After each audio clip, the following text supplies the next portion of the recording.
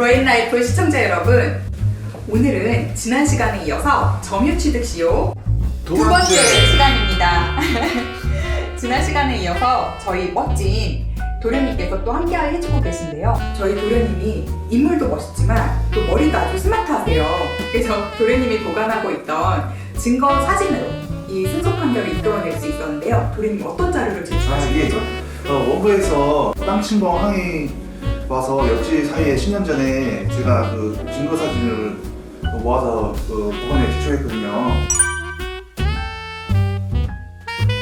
네, 그 자료로 승소를 할 수가 있었습니다. 네, 10년 전부터 옆집에서는 경계 침범했다고 항의를 했는데 그 당시에 경계를 측량했을 때 이번에 소송 제기했을 때 옆집에서 이제 주장했던 그 면적이 도련님네 땅이라고 10년 전에는 경계 측량이 도련님네 땅이라고 인정된 자료 사진을 도련님이 10년이나 잘 보관하고 계셨어요.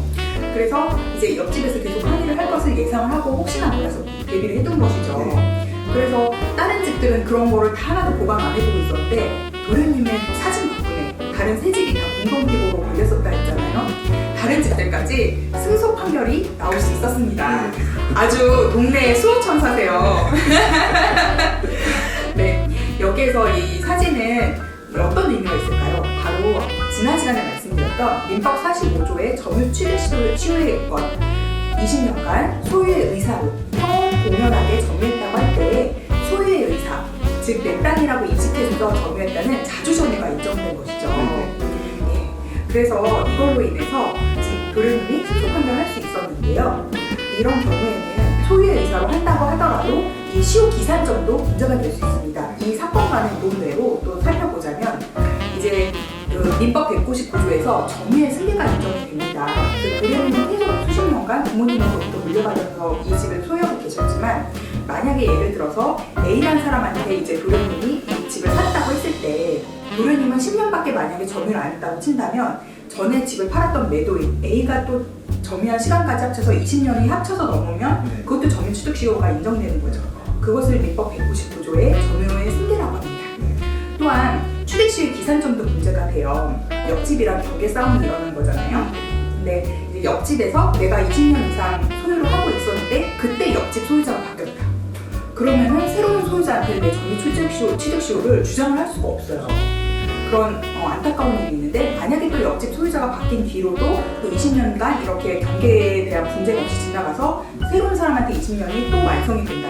그럼 그때는 새로운 사람 상대로도 점유취득시효를 주장할 수가 있게 되는 거죠. 이렇게 점유취득시효에는 또 의외로 여러 가지 생각해야 될 법리들이 좀 있긴 있습니다. 그리고 아까 예를 들어서 A라는 사람한테 도련님이 땅을 산 경우를 예를 들었잖아요. 그래서 만약에 도련님이 이 사진 자료가 없었다면 소송에서 질 수도 있었겠죠. 그럼 소송에서 만약에 졌다면 도련님이 어떤 구제 방법이 있을까요? 이 A라는 사람이 나에게 땅을 팔았을 때 A라는 사람에게 이 하자 없는 완전한 물건을 줘야 되는데 일부 권리와 하자가 있는 물건을 판 거잖아요. 그래서 매도인에게 이제 여러 가지 손해배상 청구를 한다든지 또 이 그 경계만큼 내가 이 땅을 땅값을 다 지불했는데 경계만큼 이 땅을 못 샀으니 그 부분에 대해서 대금을 깎아달라. 대금 감액 청구를 할 수가 있고 또 계약을 이제 도련님 모르고 샀으니까 모르는 걸 법률상으로 선의라고 하거든요.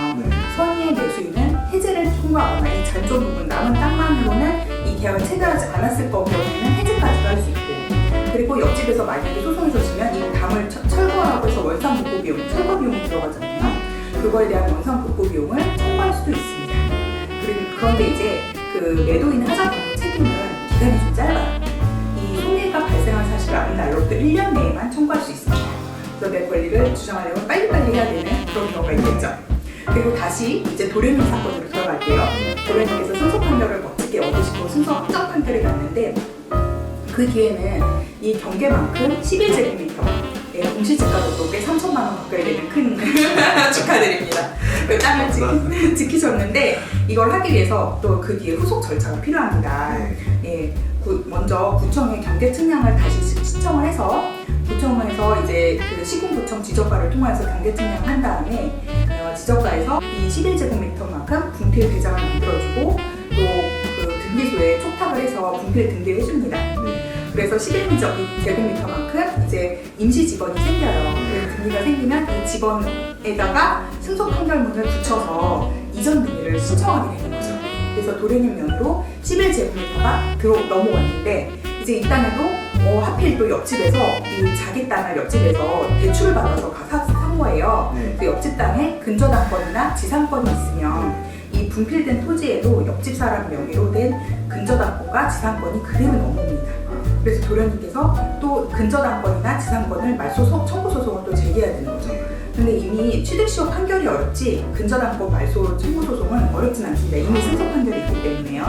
근데 이게 승소 판결을 받아서 근저당권이나 지상권을 말소하면 이제 깨끗한 등기가 되잖아요. 네. 도련님 앞으로 깨끗한 완전한 권리가 나온 소유권 이전 등기, 근저당, 지상권 말소 등기까지 다 맞춰졌으면 그 등기부등본을 다시 시공구청 지적과에 제출합니다. 그럼 구청에서는 도련님의 원래 집원과 이 임시집원, 가집원으로 나온 이 토지를 다시 합치는 합필 등기를 해주게 되는 것이죠.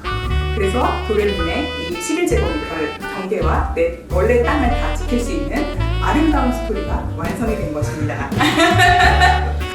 네, 오늘 영상이 도움이 되셨나요? 나에게 이제 경계 침범 소송이 당장 다가오지 않더라도 이렇게 상식을 많이 넓혀놓으시면 살아가시는데 언제 어떻게 또 쓸지 모르니까 여러분들 이런 상식 영상 두루두루 잘 봐주시고요. 도움이 되셨다면 구독과 좋아요 부탁드립니다. 부탁드립니다. 네, 끝까지 시청해주셔서 감사합니다. 모두 건강하세요. 안녕하세요. 감사합니다.